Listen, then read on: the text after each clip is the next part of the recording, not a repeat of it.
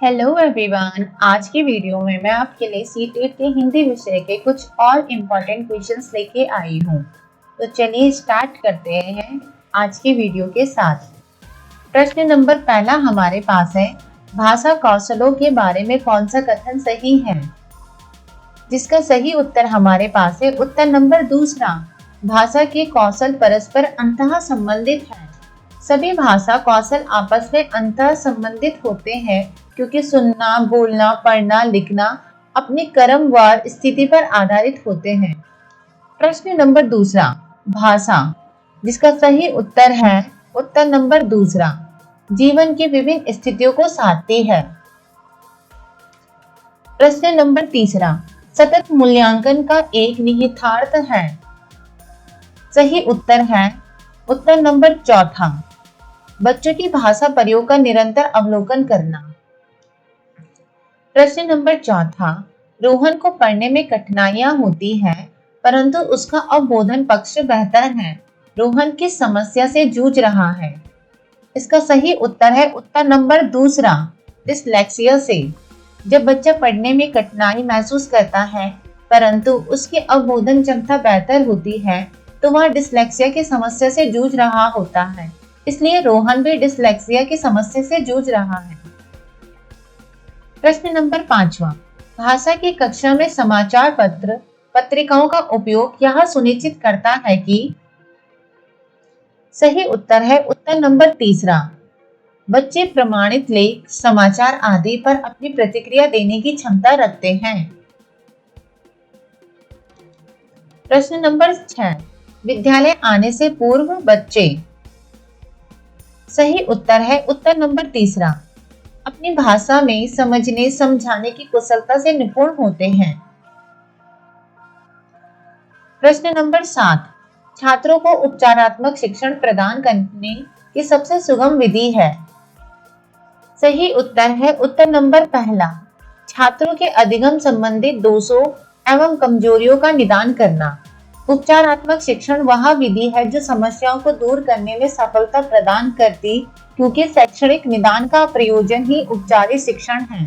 शैक्षणिक निदान द्वारा बालकों की कठिनाइयों का पता लगाकर उन कठिनाइयों को दूर करते हुए जो शिक्षण कार्य अपनाया जाता है उसे उपचारित शिक्षण कहते हैं।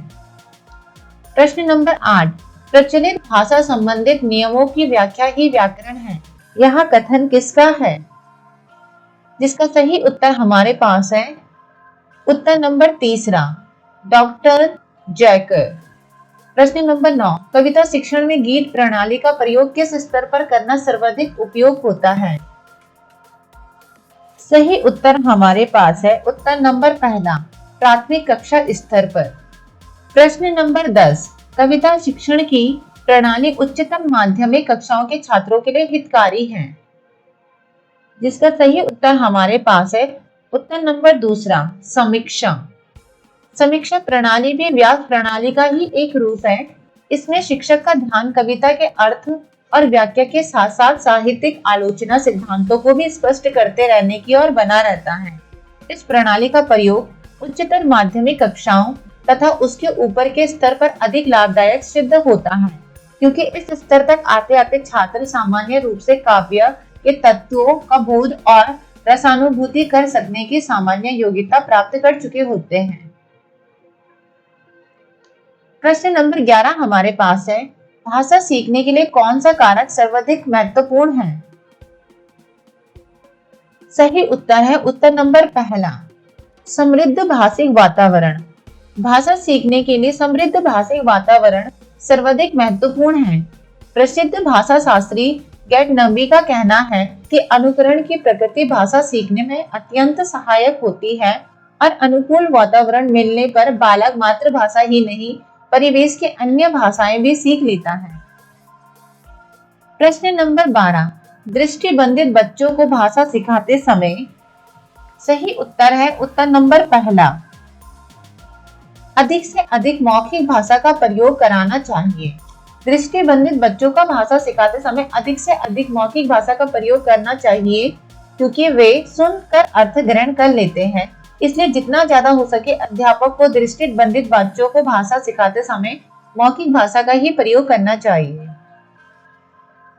प्रश्न नंबर 13, भाषा की पाठ्य पुस्तक के लिए पाठों का चुनाव करते समय क्या सर्वाधिक महत्वपूर्ण है?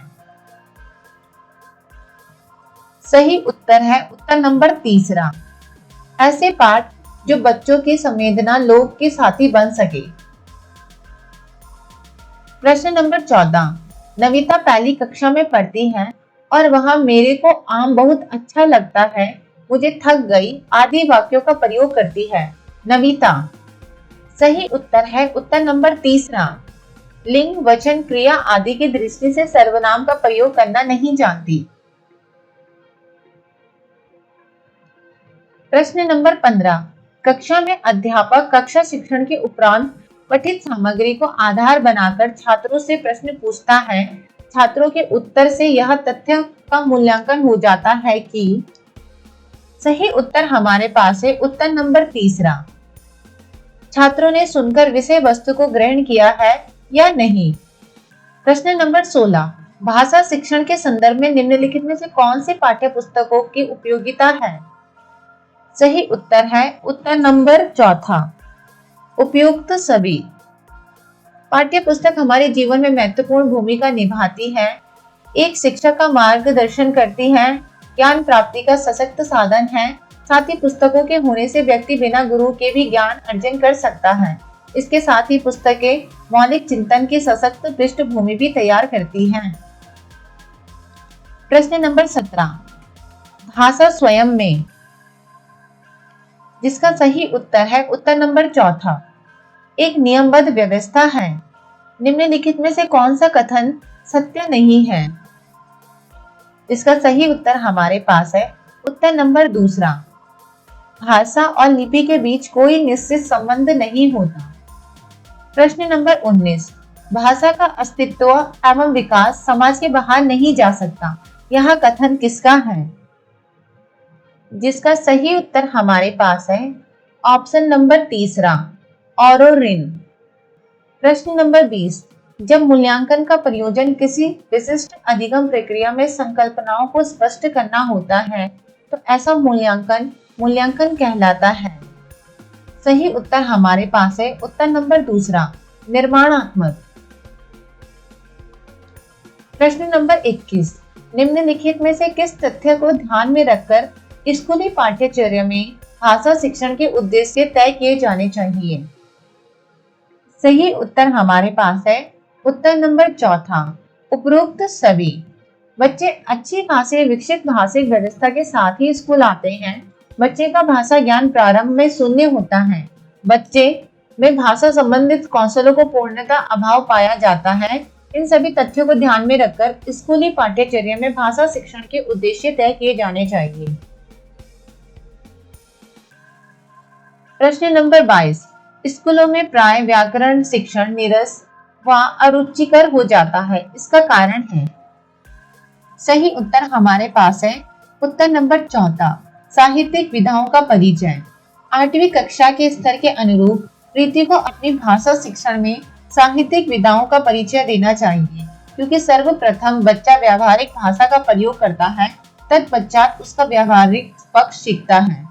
8वीं कक्षा के स्तर के अनुरूप प्रीति को अपनी भाषा शिक्षण में साहित्यिक विधाओं का परिचय देना चाहिए, क्योंकि सर्वप्रथम बच्चा व्यावहारिक भाषा का प्रयोग करता है, तत्पश्चात उसका व्याकरणिक पक्ष सीखता है। प्रश्न नंबर 24, निम्नलिखित में से कौन सा मौखिक भाव प्रकाशन शिक्षण का उद्देश्य है?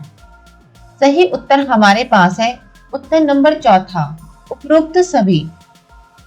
छात्रों को सरल एवं मुहावरेदार भाषा का प्रयोग करना सिखाना, छात्रों में स्वाभाविक ढंग से परस्पर वार्तालाप करने की आदत विकसित करना, छात्रों को धारा प्रवाह प्रभावोत्पादक वाणी में बोलना सिखाना सभी मौखिक भाव प्रकाशन शिक्षण के उद्देश्य है।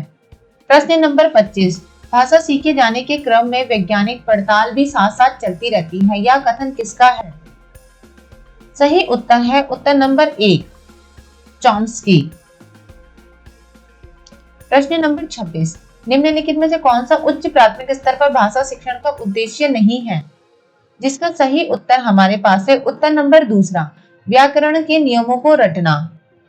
प्रश्न नंबर 27। सुहेल एक साल पहले आसाम से पंजाब आया। यह हिंदी भाषा का प्रयोग करते समय त्रुटियां करता है। एक शिक्षक के रूप में आप किस कथन को सही मानेंगे? सही उत्तर है उत्तर नंबर दूसरा। सुहेल को भाषा प्रयोग के अधिकाधिक अवसर व प्रोत्साहन देना चाहिए। प्रश्न नंबर 28। भाषा के सतत और व्यापक मूल्यांकन का उद्देश्य है। सही उत्तर हमारे पास है उत्तर नंबर 1। बच्चों की सीखने की प्रक्रिया को समझकर उपयुक्त शिक्षण अधिगम प्रक्रिया अपनाना। प्रश्न नंबर 29। बच्चों को बाल साहित्य उपलब्ध कराने के क्या लाभ हैं? सही उत्तर है हमारे पास उत्तर नंबर तीसरा। बच्चों को विविधतापूर्ण भाषिक सामग्री पढ़ने के अवसर देना। प्रश्न नंबर 30। भाषा सीखने सिखाने का उद्देश्य है। जिसका सही उत्तर हमारे पास है उत्तर नंबर दूसरा। विभिन्न स्थितियों में भाषा का प्रभावी प्रयोग करना। तो ये थे आज के 30 प्रश्न। वीडियो पसंद आए हो तो वीडियो को लाइक, चैनल को सब्सक्राइब करना ना भूलें। मिलते हैं अगली वीडियो में।